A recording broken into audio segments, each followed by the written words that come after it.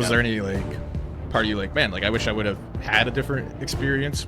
I mean, overall, I would say I'm like super grateful that I was homeschooled. Being able to get ahead in school a little bit, being able to have the flexibility to like work. By the time I was 16, I paid cash for my first car. And I bought it. I remember being frustrated about kind of in that like high school age range, was just sports. Welcome to the Hey Brother podcast, where Catholic men share about real struggles. I'm Nick Clooney, your host, a Catholic psych mentor and the founder of Craft It For More, a mentorship practice dedicated to helping men live more radically free lives. Each week, I sit down with a man to hear his story about how Brotherhood has shaped him, the struggles he's facing, and where he wants to grow. In addition to our weekly interviews, I share conversations with my brother Mitch. Subscribe and follow so we can walk this journey together.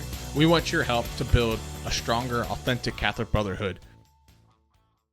So, anyway, we should get started because I hit the record button and we're recording, and I don't know if this counts as banter or not. So Let's do it. I'd like to welcome everyone back to another episode of the Hey Brother podcast. I'm joined by a guest, the legendary Jarod Deal. He is a friend of mine from, your college, back at the Raider Nation days, with Father Ethan. Actually, it was either chaplain when we were both there. Yeah. And I just interviewed him a couple weeks ago. So he was on, and then Bobby's talked about you and his testimony a little bit. And so some people who have listened to the podcast might know a little bit about you, but for people who have no idea who Jarod Deal is, tell me about yourself, even though I know you. Yeah. How far back are we going? Current state, I live in Georgia. I've got a beautiful wife, and we've got 3 little ones and 1 on the way. I've got 4 little ones, just haven't met the youngest yet.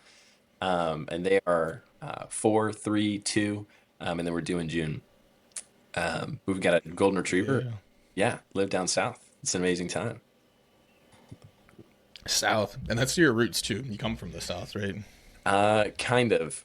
I say kind of. I was born in Jacksonville, Florida, but I really grew up in Durham, North Carolina. Is where like home is. Before I met you in Ohio, a little bit later. Ohio. Woo. You guys, did you guys go to Ohio when you were in, like, right at college? Is that when that transition made? Yeah, was so made, or is it a little... I was 17, but I was also homeschooled, so I was like finishing up high school around that time, and like doing dual enrollment at a community college, and so moved up and started at a 4-year university, like it was like fall of that year or something. So I was pretty close to 18 years old. Yeah. Gotcha. Nice. That's good. I'm always kind of scratchy on the timeline because I knew you were like in the South at one point, and then hung out in Dayton, Ohio for like 4 years or ish, and then back in the South now, Atlanta area. And what are you doing down there? Like, because I think that's an interesting aspect, like both professionally and then recently, like with Fervor, right? That's the name of the organization. Yeah, Fervor. Okay. Yeah, so I work down here in Georgia. I actually work for Chick-fil-A. And I've been working for Chick-fil-A since I was in high school, but worked in restaurant in North Carolina and Ohio and Georgia, and then moved into a role at the support center, which is like their corporate office. And I've been working there for a few years as well. And then, I also, I say run, I don't know what it is. I hang out with some guys in a community, we call it Fervy. And so I do my best to support just husbands that are trying to live a healthy lifestyle, focused on faith, family, fitness, finance, and fraternity. I send out some stuff for those guys and try to cultivate a community of guys trying to do that.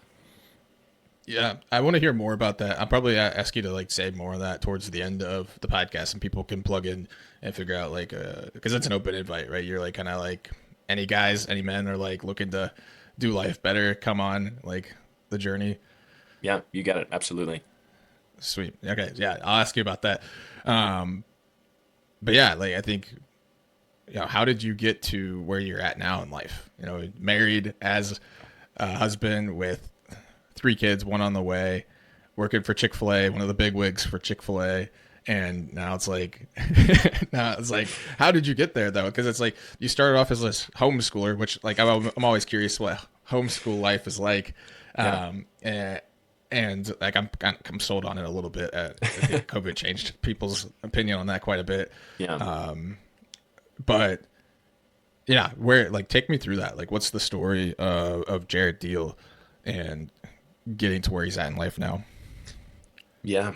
Well, uh, yeah, I would say, I mean, I started working pretty early in life. Like I was mowing lawns and, land mold and, just dog sitting and whatever else I could get my hands into, like pretty young.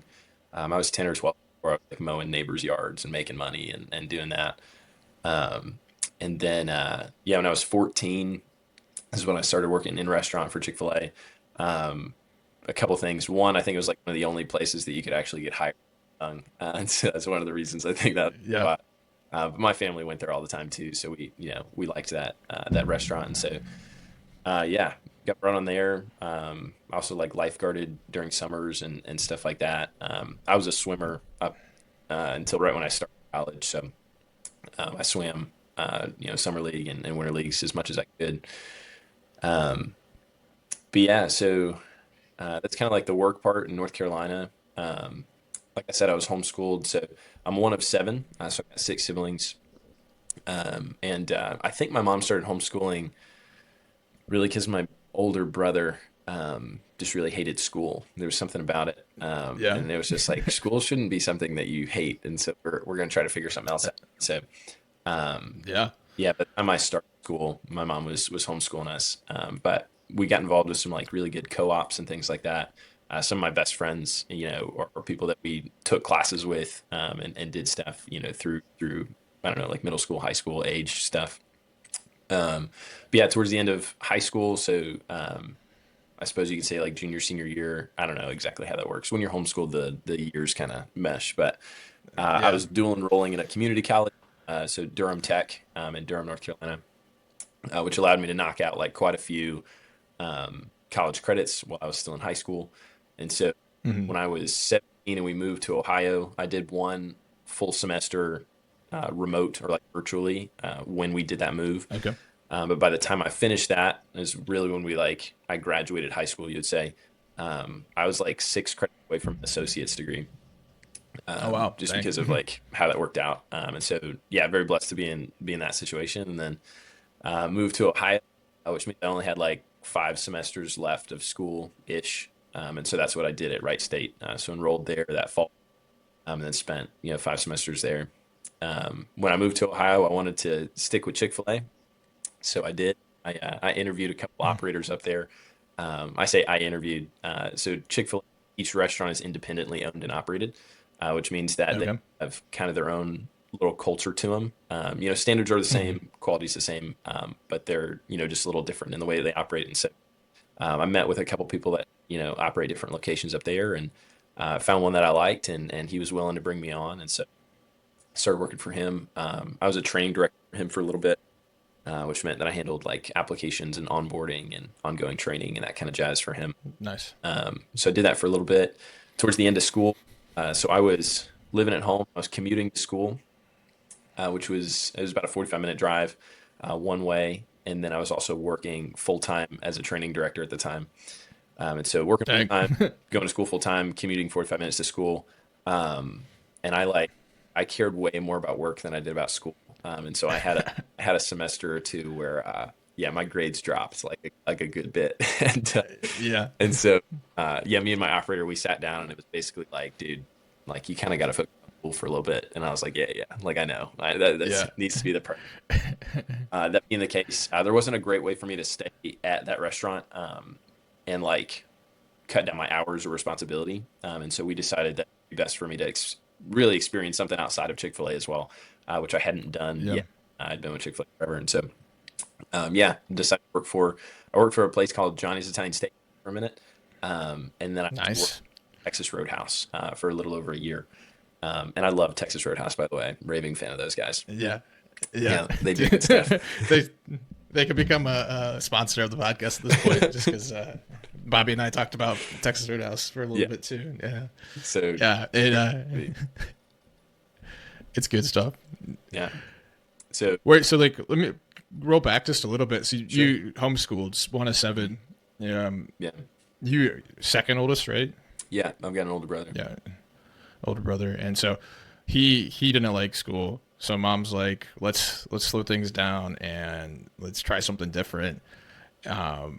Did you like that? Like I guess you never had a taste of school, like not homeschool, right? Was Yeah. there any like part of you like, man, like I wish I would have had a different experience with like some school things or not school things or I guess it's like one of those things as a kid you never really like see it because it's like I'm like this is just my life, right? Like maybe, Yeah. but maybe in retrospect, is there any sort of things going on there? Yeah. I mean, overall, I I would say I'm like super grateful that I was homeschooled. Just talking about, being able to get ahead in school a little bit, being able to have the flexibility to like work while I was in school. Yep. By the time I was 16, I paid cash for my first car, like, and I bought it. Nice. And it was just like, I mean, I would not have been able to do that if I was in school. And I think the only thing that I remember being frustrated about, kind of in that like high school age range, was just sports. So Hmm. specifically in North Carolina, if you were homeschooled, you were not allowed to compete on like a public school team. Wow. But I like really wanted to do that. Hmm. I had aspirations of going to the Olympics, for a really long time, and yeah, I really wanted to swim with a team that was competing and had regular Yeah. things like that, good exposure, that kind of jazz. But yeah, I didn't get the opportunity with some of that stuff. So that's probably the one big pull that I was like, man, I wish that could have been a little bit better. But as far as like everything else involved, I feel like I had awesome relationships with other good kids and Hmm. was able to do other things well. So Yeah. There's an irony in that because it's like the one thing that I'm like I liked about public school was sports, and it's just like everything else was like this kind of like uh, I don't know, subpar. Like by Ohio standards, testing standards, it wasn't subpar. Like it was like a school of academic excellence, quote unquote, right? yeah, Uh, but it's just like I look back and I'm like, I like that was not like a forming experience. Like the like I mean it was, but like not like pursuing virtue. Like what I know now to be like mm, real authentic like formation that's like bringing you closer to who God's supposed to make you to be. Like yeah, it fell short, and that's a big task. But like, it's just like sports were the one thing that I'm like, I look back, I'm like, okay, yeah, those were pretty fun, like in the public school system, and then like as a dad, I look at it, I'm like, okay, now what do I do with like boys? Got two boys yeah, myself, and it's like, do we send them to public school? We send them to private school? We homeschool? Is a combination of things. So it's always interesting because I got guys who come on from all sorts of different backgrounds for the Hey Brother podcast, and it's always interesting to hear people's perspectives. And I think it's something that, yeah, I want to invite like people who are listening or watching to talk about their experience in the comments below. Like, it seems like homeschooling is becoming more popular. I don't know if that's the case down in Atlanta for where you guys are at. Like, if that's something that you see amongst like your friends in circle, or what. yeah. I think it's kind of like when something's top of mind, you seem to see it more often. Like, man, I know Hmm. the yellow cars. You like roll down the street and you're like, man, every single car is so weird. Yeah. So I think that, yeah, I think there's definitely a group. I might say that it's growing a little bit. This generation, I think, is a little bit interesting too. Just like our generation having kids and trying to figure it out. And I think it's also just a much more viable option at this point. I think that Hmm. availability is growing, which Yeah. used to be the case. But I really do just have strong feelings that it's not for every parent, and I don't think it's for every kid either. And so, if you're open to whatever is best, then I think that's probably like a good route to be pursuing. Yeah. Yeah. That's fair. Yeah. It's like something that I feel like not just when it comes to homeschooling, but anything in life we tend to like box in and be like, this is the best option for everyone, right? Like, Yeah, like it's like there's no exceptions, and it's like that's not how life's lived. Like everyone is vastly different. Like even my brother who like co-hosts this podcast, like every other episode we're talking, and me and him are like genetically probably close to identical in a lot of ways, and like personality wise close in a lot of ways, but like totally different still. And like Yeah. and even though we live 5 miles apart right now, it's like yeah, our options are going to be, or our best option is going to be a little different than his, Mm-hmm. when it comes to looking at different schooling for our kids, or us to looking at different schooling for our kids. Or I think that I want this episode is like, you know how has that been lived out in your life, where yeah, you got 7 siblings, so like you guys are probably all over the map when it comes to things. I guess your younger siblings are still probably at home, Yeah, they are. and whatnot. But yeah, Mhm. what's that looked like for relating to your siblings and living life with them, and because I'm sure you guys look very similar. I not just sure, I know you guys look very similar, Yeah. but also have a lot of differences. Yeah. Um, it's an interesting question. My youngest sibling is 11, so he's like Okay, still home and doing the kid thing. Their dad is so there's four older and three younger, and there's a 7 year age gap in between those two groups. And so gotcha. yeah, the older group we kind of grew up together, and then now those younger three they're kind of grown up together, and we're all out doing other stuff. And so I am also the only sibling right now that's not in Ohio. So there are a couple siblings that kind of like moved away, then they all came back. And so all six of them are in Ohio, and they're kind of within like an hour of each other in that area. And so, yeah, it's an interesting time, to be, um, yeah, having building relationships with those guys. We're in vastly different seasons. They like we've got young kids. They're some of my kids' favorite people in the world because they're just so fun, and Sure. they're young and they've got energy and they love them. And so um, yeah, that's like a really cool season to be able to share with them in that way. But then Yeah. also like yeah, they're living a different life than I lived growing up. My Yeah. yeah, just lifestyle's different. There's less kids in the house. My dad's making more money than he was when we were kids, and like all the things that just Yeah. like lead to like your lifestyle's a little bit different than and, and Yeah. so yeah, I don't know. It is an interesting season. I think that like overall, just based on our different life situations, we have a cool thing going. That they get to be involved in my kids' lives in that way. Yeah. But yeah, it's unique. Yeah, absolutely. You have some older brother, and then the youngest in your family is a brother, Yeah. and then that's it for brothers? Is the rest sisters, or do you got another There's brother? one other brother in there. Yeah. So out of seven, well, from where I sit, I have three brothers and three sisters. So there's a Okay, 4 and 3 split. Hmm. sweet. What's that been like for you, learning and navigating brotherhood, having a brother who's like just a little older than you, and then like a few that are quite a bit younger than you, or a couple that are quite a bit younger than you? Yeah. Like, what's that imprinted into Jarod Deal's system for looking at brotherhood? And that probably is a way too technical way of putting it, but Yeah. Well, it's been a little interesting. So my older brother, he has a pretty severe heart condition. And yeah, he's been through like 7 open heart surgeries. The first couple of years of his life, like we're totally in a hospital. And so like, even through growing up, like his lungs are only 30% developed. And so like yeah, sports and man, athletic things like that, he pursued really hard. And like, he was actually, when he was young, he was invited to the Junior Olympics for gymnastics. And so like really just strong athlete and did well, but there was a limit to that, right? It was like, hey, you push yourself too yeah, hard, like that's is probably not good, not healthy. And so I would say growing up, I'm like your stereotypical boy, right? Like I all the boy things, wrestling and yeah, pushing and shoving and playing sports and like all that stuff. And he was very much not into that. He's a yeah, he's organized, he's artistic, he's detail oriented, like just so good at what he does, and I'm like the exact opposite. Like, dude, Yeah. can't sit still for 5 minutes. Like, detail is blurred.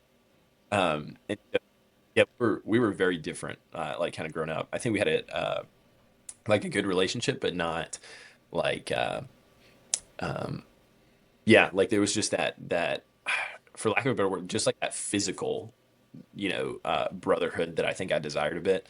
And there's one other guy Yeah. that kind of stepped into our lives when we moved to North Carolina. So I was 6 years old. We met their family. His name is James. You know James. He was in my wedding. Hmm. He's my physical brother that I got Yeah. to do that with.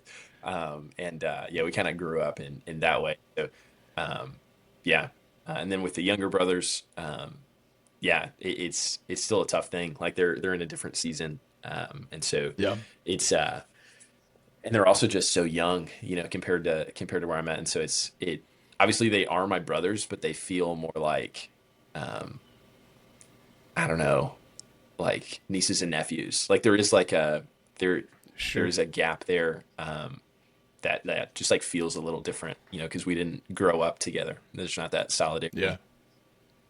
Yeah. I've come from one of seven as well, and like I'm more towards the middle though, not the end. So my oldest sister was like graduated out of the house when my youngest sister was like being born, Yeah, and yeah, and it's just like they like lived in the same house for a couple months, like and that's about it, yeah, and so like vastly different worlds, and that's what I'm hearing with you know your your family system, like where it's like yeah, you and the older siblings in a different way, like different culture than than the younger siblings. So yeah. that's interesting. Yeah, and it's like how does brotherhood change in that? And it's like yeah, and I love how you like distinguish between like that. There is something like a physical brotherhood Mhm. versus a biological brotherhood versus like even like a spiritual brotherhood that we can get into these distinctions. But even like layers of like kind of authority.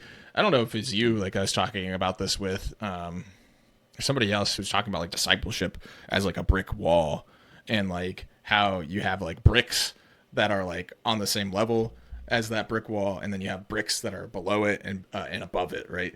And I think brotherhood works very similarly in that way where you need brothers who are like you and I, like both young kids, dads, like husbands, like on that same place where like living brotherhood in that way, Mhm. but also like brothers who you're like looking at from who are younger, who are like, how can I like be a role model to these guys? How can I help them become more of the men, like young men that they're called to be? And then like brothers, like I know, like I got a dad in the area who's been on the podcast, Jacob, who's got 6 kids, Yeah, 5 or 6 kids.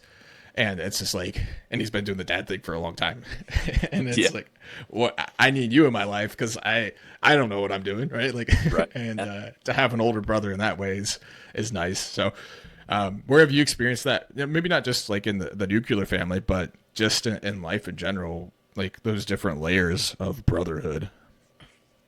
Yeah.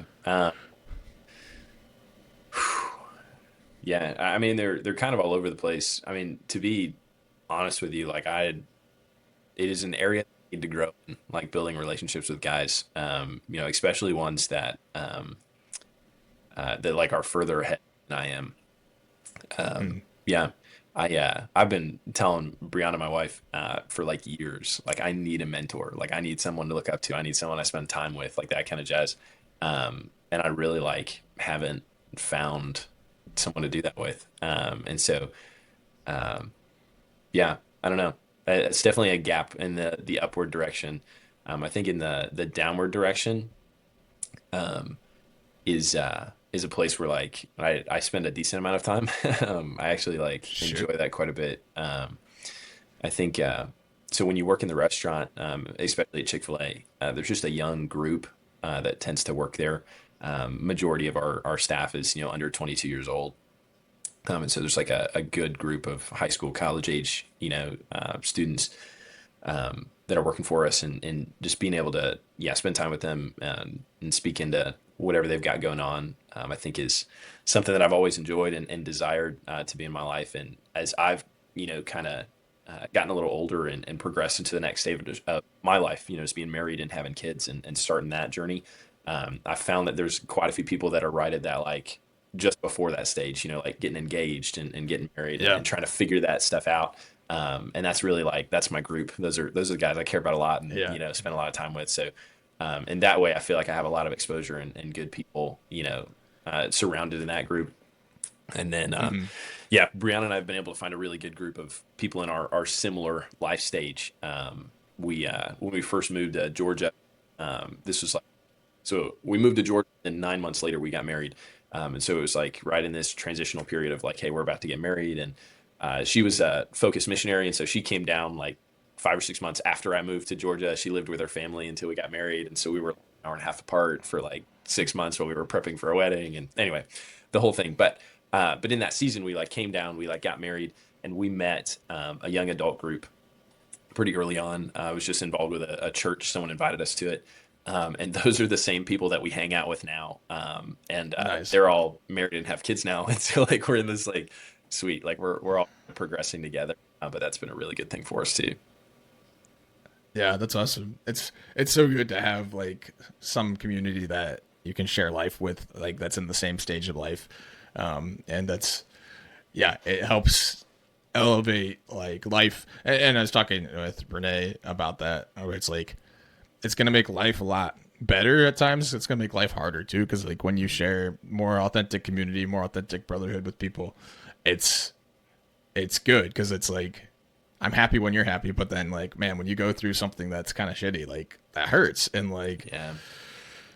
and it's hard to it's like when you see that as a cost factor, sometimes it's like a barrier to jump into deeper relationship, and and I think that's like one area too, like to look at is like what was that like finding similar community in Georgia? Was there like a cost factor for you guys of building that out, of making like intentional choices? Because with three kids and one on the way, life's probably a little busy, and Yeah. it's probably hard to prioritize some things like that. Yeah, absolutely. And I would say, I think I'll give a lot of credit to my wife. She is much better at that than myself. But yeah, there's definitely like a cost to it. It's not cheap. We When I was working in the restaurant, this was not a healthy season. I'm not advocating that anybody go through this, but I was in a leadership program when I was working in a restaurant, and I was hitting like 80, 90 hour weeks like regularly for Dang. this job, and I was handling basically everything you could imagine, from payroll to interviews to ongoing training to after hours maintenance, like invoices, all the things. And so that being the case, um, yeah, I had a pretty unbalanced lifestyle with lots of time spent at the restaurant. And then when I was home, the last thing I wanted to do was go out and spend time with other people. I was like, Yeah. no, like I just want to, be home and only spend time with my wife and, just enjoy that time. But Brianna, she was working part time at the time, but even still, she knew that we needed, relationships with people outside of my work. And so she was really Hmm. good about making sure that we began to get involved in some things. She's the reason we got involved in that small group where we met a lot of the people that we hang out with now. And so, yeah, there was a cost. There were times where, yeah, so exhausted I couldn't see straight, but we still, went and spent some time with other people. And I'm so grateful for it now. If we hadn't then, I don't know where we would be now. We would. Sure. It's I think as you progress in your life stage, it gets harder and harder to like meet new people, and like build relationships. But yeah, Yeah. so grateful for her. Yeah, it's interesting because I feel like sometimes we can feel like we've missed the opportunity, right, to build deeper relationship, and I've experienced that at different points in life where it's like did I miss something, or like even just noticing how much harder it is, harder, I don't know, from when it was growing up. And maybe Yeah. that's a unique experience to having like a big family. Both come from big families, and so maybe folks who come from smaller families have a different experience. If guys want to chime in the comment section below, go for it, because it's like I only know like this experience of what it's like to have a big family, and like communities built there already, right? It's like I don't have to go out and meet people. Like Yeah. I just am a part of this family unit. Whereas like, we can get into different stages of life and always feel like, ah, man, like that's hard. Like I have to go Mhm. like and invest time. They're not just in the bedroom next door, right? I Yeah. actually have to go out and like go to the coffee shop, go to the bar, XYZ. And for you, like looking at like a 90, 80 hour work week, it's like, yeah, hell no. Like I don't want to spend more time like doing other things. I just want to be home with my wife. Yeah. Which is totally understandable, but maybe break open that aspect just a little bit more, because I think there's something really relatable there. I don't think every guy on the podcast listening right now is like working 80, 90 hours at Chick-fil-A, but there are guys who are probably maxing their schedule out either with Mhm. work or with hobbies or with something that makes it hard to like dive into relationship outside of that. Yeah. Um, I mean, I don't know how to. Yeah, it's probably a big shell to break into. I think there's really like two things that like come to mind when I think about that. Is first is you make time for what's important to you. Yep. And so like, yeah, if you think about, your work schedule or other things, when you say like your schedule's maxed out, you are then prioritizing that schedule.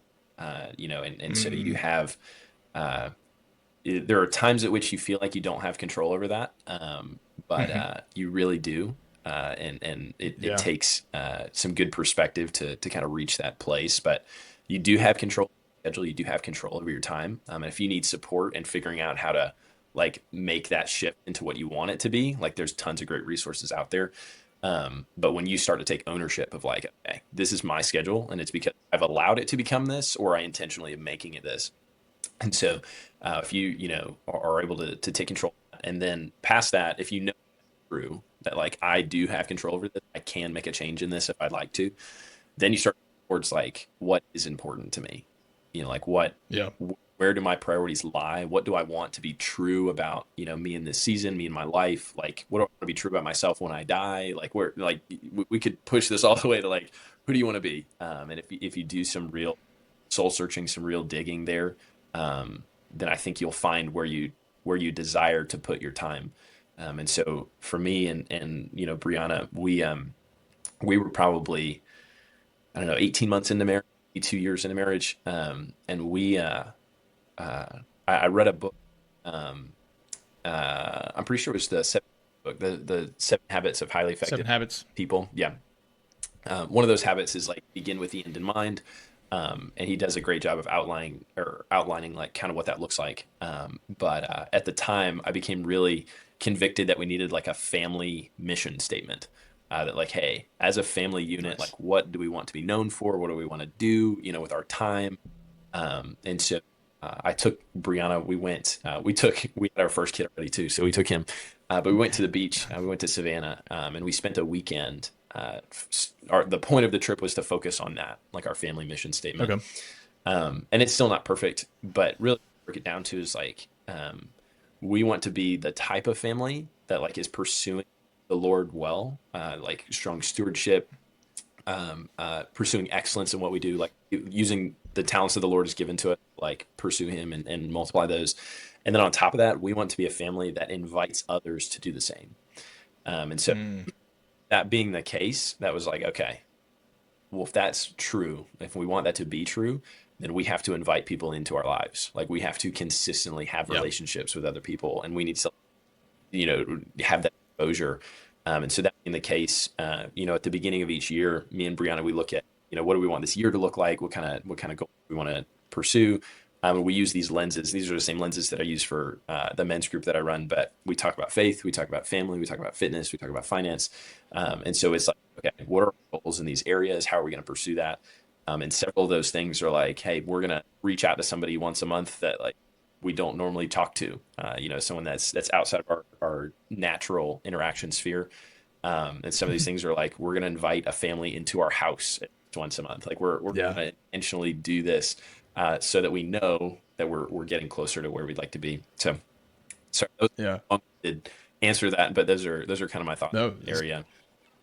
I love that. This is good. It's like it all speaks to like living life with intentionality, and I think going back to that 7 habits, it's like that's where a lot of intentionality comes from is like having that end in mind. And as Yeah, Catholics, as Christians, like it's vital, right? If we don't have like this, the fancy word, the telos, right, the end goal in mind, life feels untethered. It feels like we're meandering through life. It's like what am I really living for? And like I love that it's a family mission that you guys came up with too, because it's like sometimes we mistake like the end to be the vocation, right? mm-hmm. I'm married, I hit it, I'm fine.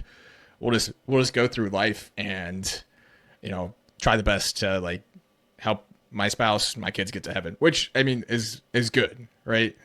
But like Absolutely. what does that mean, right? Like what does that mean to actually like get your spouse, get your kids to heaven? Like it's like a bigger question than simply like I've arrived, right? It's like no, you've begun. like Yeah, there's so much to life there, and it's like it opens up adventure too, right? Like life becomes more fulfilling, more structured at times, or more like yeah, we have these expectations, but like I'm actually living with some purpose in mind, and it's fulfilling, and it's making like the family a better family, making me a better man. Like when I start to live this way, and like yeah, it's like there's greater purpose to be found in that, and it sounds like that's kind of somewhat of the experience. And it's like the first year and a half of marriage, it's like you're just trying to figure out how to be married, right? yeah, And really. then also be a parent, and like that's good, but it's so easy to kind of get sucked into like just meandering through life, or like Mhm. kind of get it grounded into mundanity, when like life's actually more adventurous than that. And Mhm. one of the things that I see as a sticking point for myself, for other men, it's like what if I make the wrong choice? Like what if I fail? Like so what? Like Yeah, fail. Right? Like that's a part of life. If you're not gonna like risk it, like if you're not going to put yourself out there, like then you're gonna live like a life of quiet desperation, right? Like yeah, you got to be willing to put it out and like be okay with failing, because that's how we grow. And maybe speak into that a little bit. I don't know. It seems like there's yeah. with Uh, work, with like family life, has that been a factor for you? yeah. I mean, absolutely, 100%. And we could talk about all the categories if you want, but when I think about like building relationships, like trying to, if that's a priority to you and you're like trying to work towards that, not every single person that you invite to your house or decide to spend time with or like want to, pursue a relationship with is going to work out. Like Yeah. there's so many people, man, they're awesome. Like we need to spend time with them, love them to like our families to know each other and that kind of jazz. And then you get into it and you're like, I mean, love them, but we like don't really click like that. Like we're not, these are not the people I'm going to have at my house every night of the week. And, like it's just Sure. not there. And so, and that's I mean, it's just like anything else though. Like if you don't try that, you never know. Like if you're not invitational, you're never going to figure that out.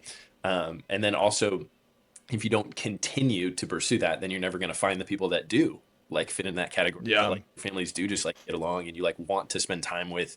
And so yeah, like a series of failures in relationship building, right? There's tons of Hmm. people that you're going to meet. There's going to be times that you spend time and you're like, man, I could have been doing other, like that was not as fruitful as it could be.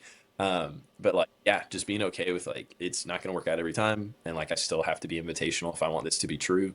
And like, yeah, it is just like it's a grind, to figure that out. And I think there's also like, um, there's I might even say like different people in different places, that makes sense too. Like we have some people that we go to church with, that we usually only see at church. We Last year we did Yep. a Bible study with them that went through the summer, so we saw them on Sundays at church and then like Sundays afternoon for Bible study like a couple times. And we've not had any of them over to our house, but they're great people, and we talk to them every Sunday. like good relationships with those guys, but those are not our come to our house every week people.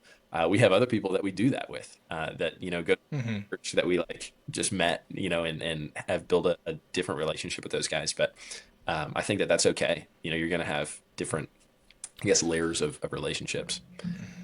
Yeah. Yeah. And like the intentionality sometimes, not sometimes, but a lot of times implies like exclusivity, right? We can't have a deep relationship with every person we meet. Like, Yeah. if we were golden retrievers, maybe, right? like, right.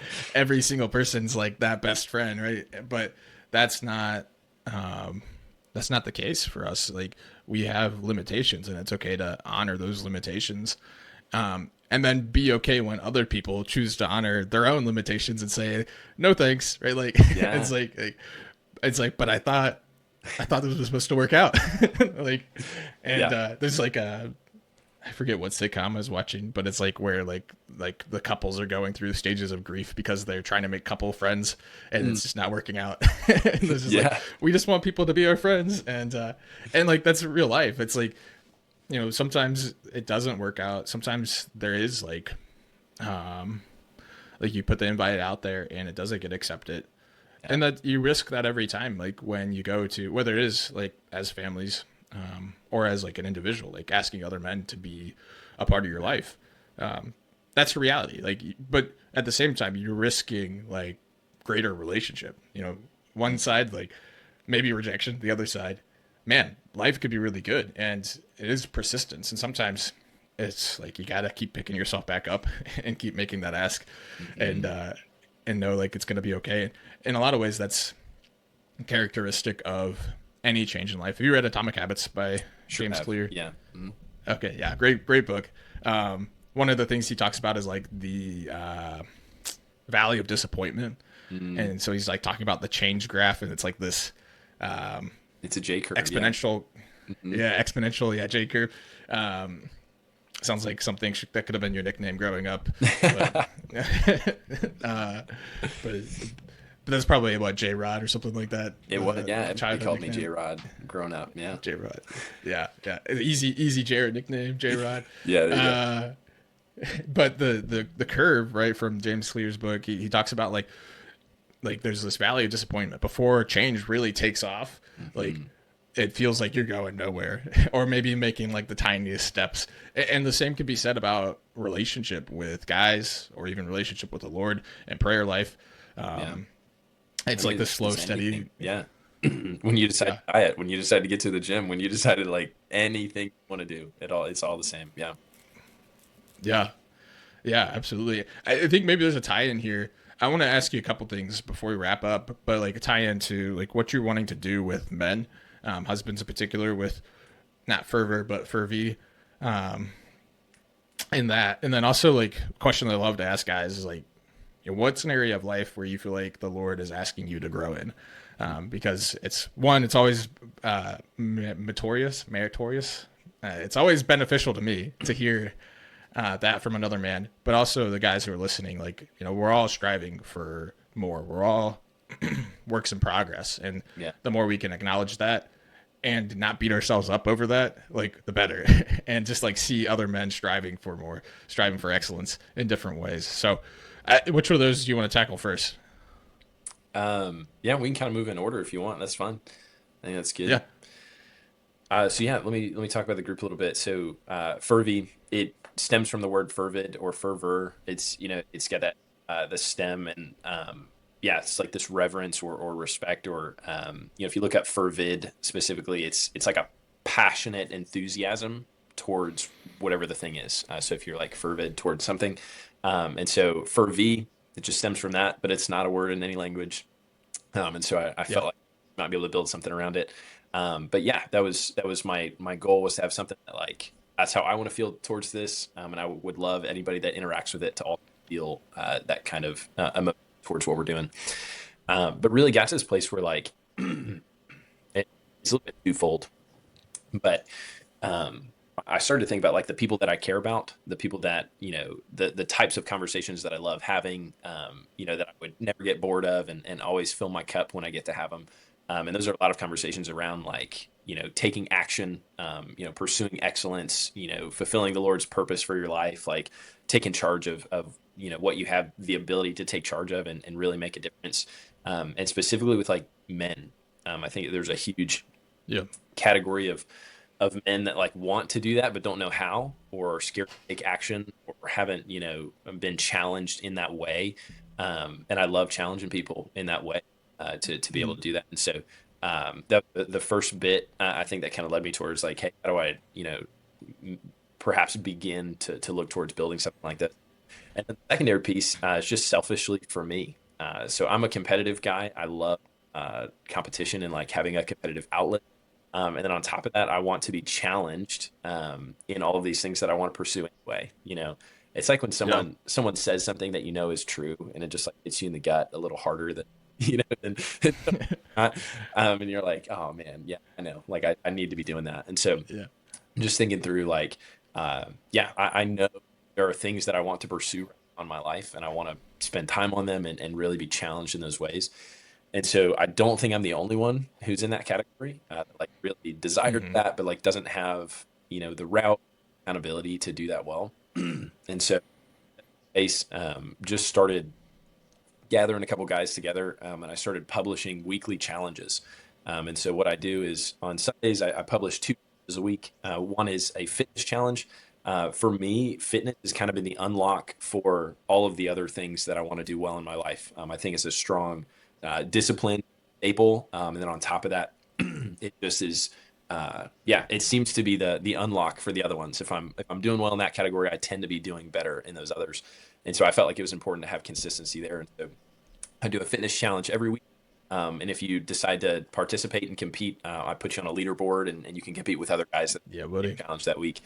And then I also give you another challenge. So we talk about faith, family, fitness, finance, and fraternity.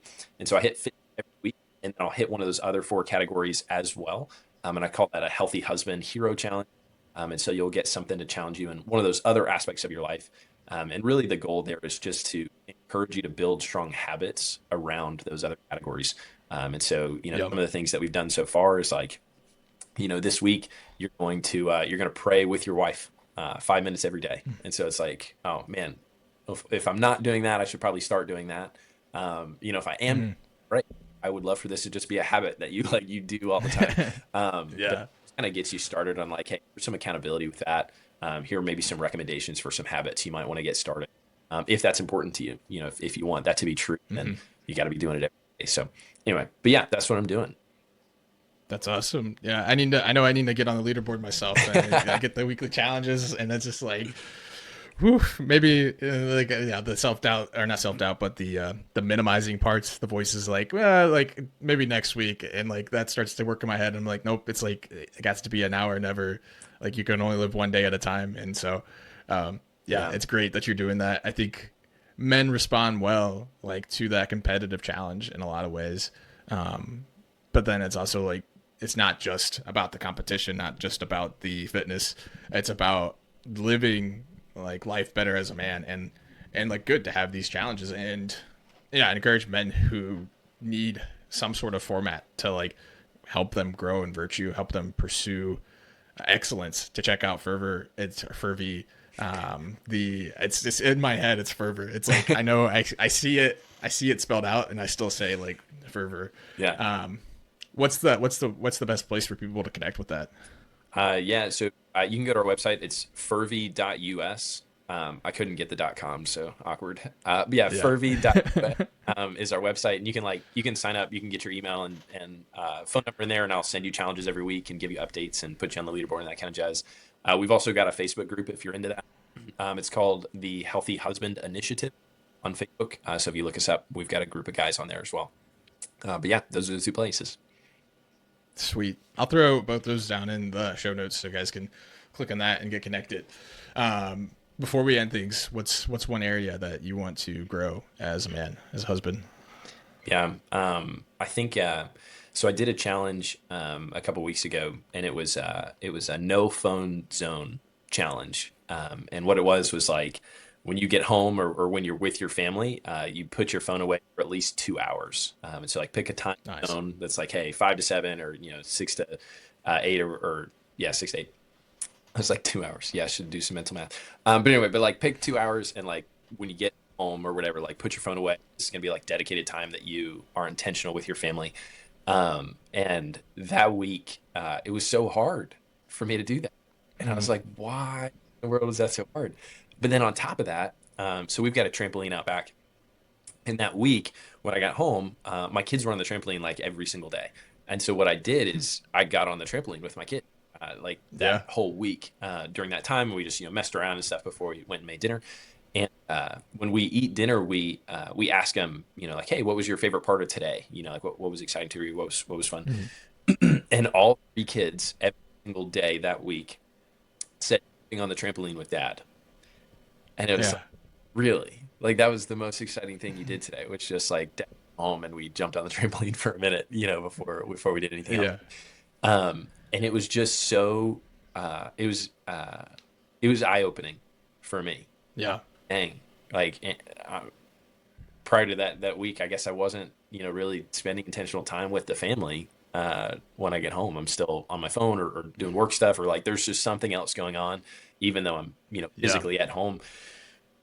And so I decided I'm actually doing that for Lent. So we're in the middle of Lent, but like I Nice. just kept that going. And so like I have like a 2 hour no phone zone when I get home, and it's been really fruitful. And I think it's illustrated one of the pieces in my life that like I really do need to work on. Yeah. I'm running this group and I'm talking to guys about being intentional about your time and all this stuff, and I'm like, man, I'm not even like present when I'm home. So like and so yeah, that's probably one big area that I'm seeing come to light that I do just need to work on more. And then past that, I mentioned it earlier in this podcast, but like I really do desire mentorship, and I know that's Mm. still a big gap in where I'm at, and so still on the hunt for what that might look like, but definitely still yeah something that I know needs to be there. Yeah, yeah. Thanks for sharing. I think that's such a relatable, like the first one you were talking about with, yeah, the no phone zone. I'm actually doing something similar for Lent, where it's just like I call it the phone desert, where I've done it decently, but there's been a few days where like I work from home, and so like Mm, I just like I'm like I need to get better at this because it's like I get closer and closer to my cutoff time, and then I'm like working past it, and like okay, like I gotta buckle back. But it is so fruitful to like unplug, and like what Dr. Greg, the guy who runs the Catholic Psych Institute, says in podcasts. I know he said it in the program a number of times, like during our training. It's like the best thing you could do as a parent is like waste time with your kids, mm, and it's like wasting time in our adult minds, but like what is it communicating to the kids? It's like, oh, like dad's spending time with me, that's pretty mm, cool, right? Like I'm important enough to spend time with, I'm important enough to jump on the trampoline with, I'm important enough to wrestle around like before dinner with, right? Like yeah. that's what's communicated in the kids' minds. And so it's a testament, it's like encouragement to me, like to continue to work on that, because it's something that it's so easy, especially when we live in today's world where technology isn't just an entertainment source, but it's a large tool to like for us to do our work. At least Mm, for me, like yeah. it's something that is crucial to work, both for communicating with the team I'm working with and like communicating with the clients that I'm working with. Like it's a critical piece. And so if it's like when you go home, it's so easy just to like, well, I just gotta reply to this one work thing quick, Yeah. and Hmm. then all of a sudden you're down the rabbit hole, and you're being pulled from it for noble reasons, quote unquote, right? Sure. Yeah. Right. So I think that's a real inspiration to me. So for you sharing that, like here, because I think it's just like confirmation, like as men, we need to continue to work towards just being present to those around us, our loved ones. And I think other guys out there could probably relate to that. It's so easy to just kind of get sucked into the phone, into screen time. Yeah. Um, and then the other aspect too, like yeah, just having the ability to see like, yeah, it'd be good to have some sort of mentor, some sort of guy who's like, a little bit more experienced as a dad to turn towards and to look up to, because yeah, men are great to have in our lives. Brothers are great to have. So, Yeah. any last words before we wrap up? No, I mean, thanks so much for having me. I just want to continue to commend you on the work that you're doing too. These podcasts are awesome, and I think it definitely is a desire and a need for guys to hear about what's working, what's not working, what could be helpful, and how they might be able to just grow in brotherhood. I think there's a desire, but also just like a really strong need for that, for men to be able to do a good job. You need other people that are supporting you and encouraging you to do that as well. Otherwise, it's a long and lonely road. So I'd love to see it. Sure. Yeah, I appreciate that. That's something that as men, I think we need more of, that we're afraid to admit, is like affirmation and like cuddles. And cuddles might sound like like maybe people are like clicking off the podcast now. Like, don't do that. Like challenge me in the comment section. But it's like men are so physical touch oriented, and like affirmation like plays a huge role in like us making up a strong sense of our identity, like of who we are, like to really lean into that identity of like a strong son of God. Physical touch and affirmation is really important. So I appreciate the affirmation of this podcast. I appreciate you making time to come on. I really do. And it's great. I appreciate your brotherhood. And I thank everyone who's listening to this episode right now. If this has been a blessing to you, please like, subscribe, share it with a brother in real life or through social media or through a text message. I really appreciate the help to get this message out as we all strive to live deeper, more fulfilling brotherhood and become more who God's created us to be. We'll catch you guys next time. God bless.